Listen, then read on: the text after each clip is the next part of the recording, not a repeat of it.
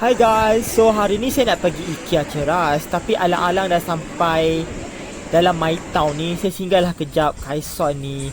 Kot-kot terjumpalah barang-barang yang terlekat di hati. Gitu. Guys, saya rasa saya dah jumpa dah barang yang saya nak. Yang ni ha. Cantiknya, murah pula tu.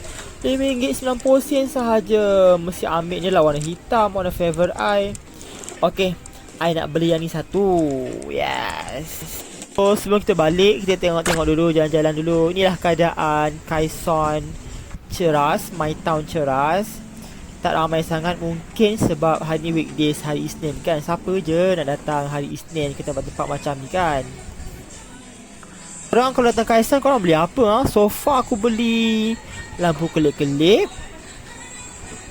Yang ni lah, yang kedua ni pouch. Tu je lah aku singgah aku beli dekat Kaison ni. Aku tak beli banyak benda pun kat Kaison ni. Kaison tempat jalan-jalan je lah, cuci mata je.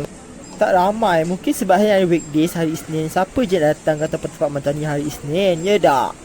Okay guys, sekarang kita bayar dulu. Kemudian kita balik. Tak sabar nak pasang. Tada! Cantik kan? So sekarang kita nak pasang dekat sini. Oh my god, sangat-sangatlah sesuai. Kau tengok guys, curtain ni bapak. Kain ni bapak tebal weh. Curtain tau. So poket pun ada banyak. Ada satu, ada dua, tiga, empat poket. Tiga kecil, satu besar. Yang ni tempat letak pen kot, I think lah, tempat letak pen. Okay guys, sampai sini saja video ni. Jangan lupa subscribe, like dan share. Bye.